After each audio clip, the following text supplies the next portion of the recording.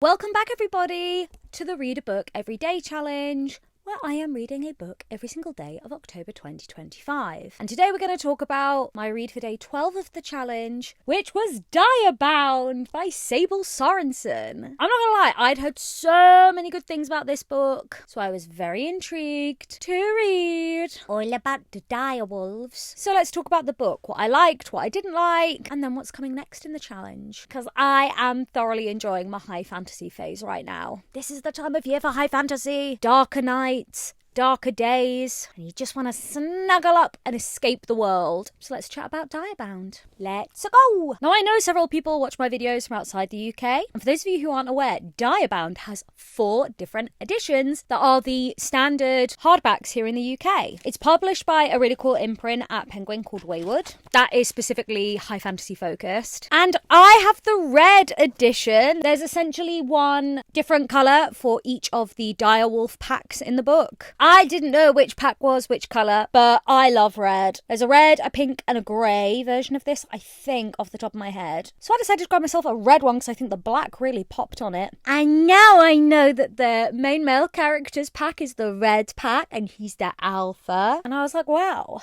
what a coincidence.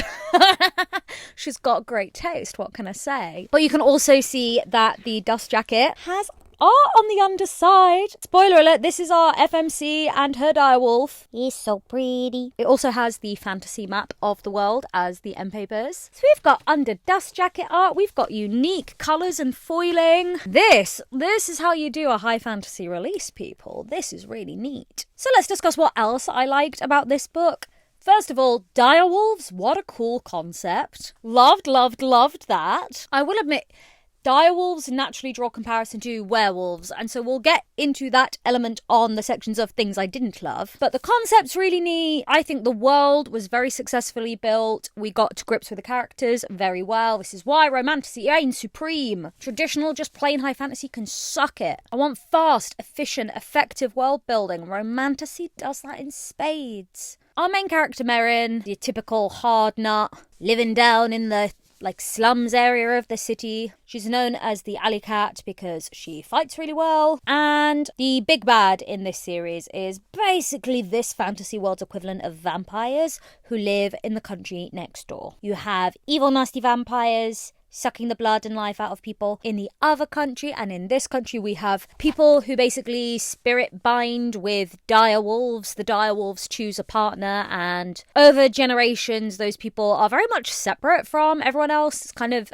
a bit of an elitist society. They are the guardians and protectors of everybody else, but unsurprisingly, as generations go by, strong, brilliant, direbound individuals begat more. So there's almost like a bit of a caste system going on where children of couples who are direbound have a far better chance of being direbound themselves because they're taught what to do. They are genetically strong, tall, good looking. And Merrin, she's from the slums, but her younger sister is kidnapped by a group called the Nabbers, and it turns out the lower city have basically been losing children for years. The assumption being that the nasty vampires are sneaking into the city at night and stealing the kids to bleed them dry. This obviously sets Merrin off. She is fuming, and Homegirl's gonna go do a Katniss, save her sister. So she wants to join the military so she can go to the front lines and start fighting the neighbouring nation, get herself on the front lines and try and find her sister. But as she goes to sign up and join the military, it is the time of year where the wolves want to meet all the new recruits and basically see if any are worthy of completing this task, which is basically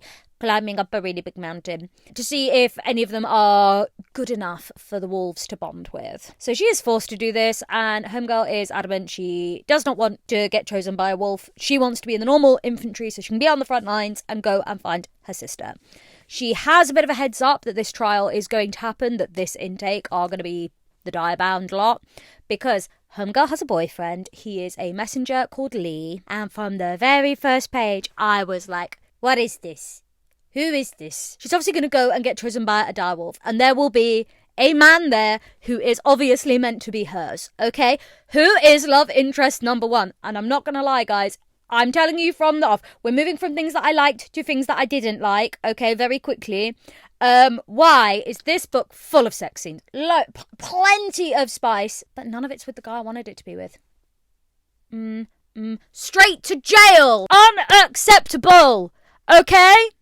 And it wasn't even done in an ACOTAR Tamlin first love interest way, okay? Where I'm like, yes, because I knew there was going to be a different guy. No one had to tell me. I didn't have that spoiled to me. I can just read, okay? And this is where the direct comparison with the werewolf stuff comes into play. Because direwolves obviously make you think of the werewolves, right? They are literally, right? I'm going to tell you how it basically works in this setup. You know, in every werewolf book ever where you kind of have them able to, like, they're consciously different to their wolves, like they talk to their wolves. Their wolf is like, go smell her, kiss her, love her, that kind of dynamic. There's a bajillion werewolf books like that, right, where they are cognizant, they talk to their werewolf counterpart. The wolf and the person have conversations within the narrative to each other, with each other, about each other, right? Imagine that. But instead of the person turning into the wolf is an actual big, giant, huge wolf that they climb on the back of and ride. And so, if you know anything about werewolves and mates, and how wolves mate for life, and they have partners, and you're even doing the whole pack thing, right? It was just, you knew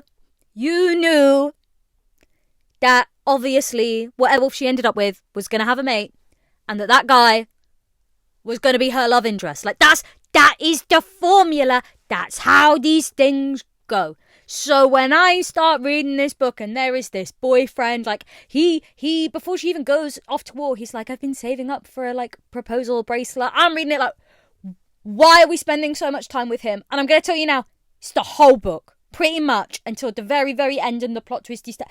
It is just all him. And every single time he came up, I got the ick. So, unfortunately, 90+% of this book was ick. For me. I've told you guys in previous videos in this series what I like. Man obsessed with woman, okay? And that's fine when it's the right man. But we're going through and I was like, why are we looping back to this guy? Why? This is too much of love interest number 1, okay? Especially when love interest number 2 is present.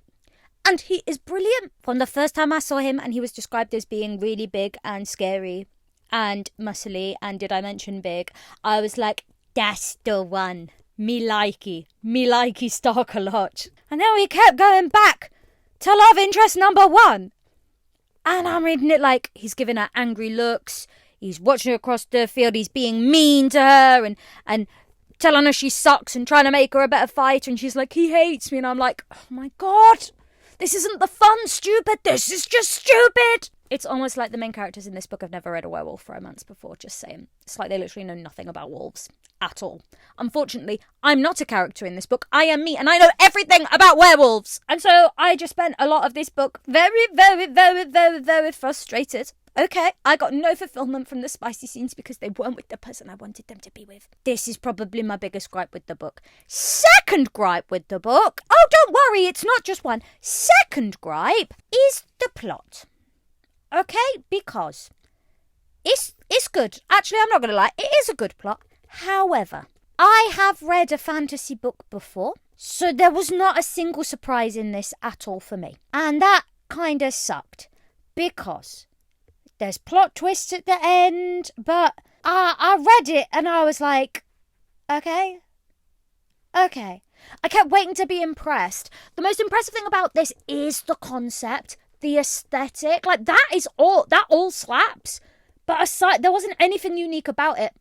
And unfortunately, that then failed to distract me from my frustration about her not being with Stark all the way through this book. And I get it's a series. And I get that that's what's coming next, okay? But I've just had to read this chunky book where there are, I'm going to say maybe 10 total spicy scenes of her having sex with the wrong guy. I enjoyed and got more personal pleasure out of Stark licking her neck to help a tattoo heal. Don't worry, it's a wolf thing. Than I did any of the very explicit sexual scenes between her and her boyfriend. And I knew the reveal was going to be the reveal because I'm not an idiot. And every single time a reveal came along, I was like, there's a difference between dropping nuggets and little hints to stuff that you recontextualize afterwards and go, oh, wow, that was always a thing. Like, I've reframed my understanding of this scene to, like, absolutely blatant, look over there! Signposting. And I feel like that's the side that this laid on. And I guess I'm just feeling that the word is frustrated. The word is frustrated because all the potential was there and I didn't get what I wanted to from this book. That's not to say that I won't get what I want from the rest of the series, however. So I'm holding out hope. But yeah, to summarise, I have finished this book frustrated. It was good. I don't want you thinking it was bad. It's very good. You will love it. Okay? But for a werewolf romance connoisseur like myself, the premise seemed really cool. I thought it was going to be really edgy. And instead, it just hit every beat that I've read about 100 times before, which is a shame. Because the concept, yeah, I'm going to keep saying it. The concept is so cool. I think the execution just let it down a bit. You could say Merrin was a little bit two-dimensional as an FMC. I didn't really mind that. I guess she's meant to be one of those MCs that's very easy to project yourself onto. It serves a purpose. But yeah, she just seemed very angry all of the time for no reason. And then they tried to kind of give you a reason like, oh, because this is going on. It wasn't quite enough for me to really sink my teeth into. Stark, however, was perfect. Stark I have no notes on. He did nothing wrong. Ever a day in his life. He will always be perfect. I look forward to future books. I want spicy scenes with Stark. Basically, if Stark had been less brilliant, maybe I'd have enjoyed the book more, but he was perfect. Like, in terms of dark, broody, love interest, like, yeah. He was giving what he needed to give. The concept was giving what it needed to give. The execution just didn't give what it needed to give. For me. But I'm definitely going to read the next book. Because the overall rating of the series could be saved. You know, if this is the weakest installment in the series, I'll end up being happy because this isn't bad. This is not a bad book. This is good. I just wanted it to be great. Yeah, I'd maybe give it a 3.5. I think actually if the concept had been less cool, I'd probably be rating it more favourably, but it's because I had high expectations because of the concept, because of what I'd heard other people say, and I'm now reframing what I think of those people's opinions. But maybe I just need to go and sense check how much werewolf romance those people have read. Because if they're not werewolf romance people, then maybe this has blown their minds. And I'm just going to have to be like, babes, you need to be reading more werewolf romances, because this pales in comparison to some of the ones I've read. But it's also not as bad as others. You know, it's better than okay. Not great. It's good. But because I'm in my high fantasy phase, I've decided tonight I'm going to read, what's it called? That bodes well. Of Blood and Wings, On Blood of Wings? That one. I've seen Direbound and that one in several TikToks that were doing like the best romancy releases I've read this year videos. And I was like, first of all, horrified that that's the point of the year we've got to, where people are doing that already. But second of all, I was like, ooh, okay. It's the Bloodwing Academy series. It's the first book in that. They were indie published. They're now being trad published. I've been sent a copy by HarperCollins, and I'm chomping at the bit to read it. Vampires, high fantasy, dark academia, nom nom nom nom nom. So we're going to see how that one goes. This one, lots of promise, just didn't quite deliver everything I wanted it to. Let's see if this other one slaps as hard. I've got my fingers crossed, team. Let's hope for the best. But yeah, now I'm going to go and read that. If you haven't already, please give this account a follow, subscribe to this channel, and please give this video a like. If you've read Direbound, please tell me what you think. Because if you've not read a lot of werewolf romance, you might have been blown away by this and have watched this video and been like, what is she on about? In which case, we need to discuss. But other than that, I just want to say thank you for watching. I guess I'll see you later, alligators. Come back tomorrow, yeah? I'll see you later, alligator. Goodbye for now.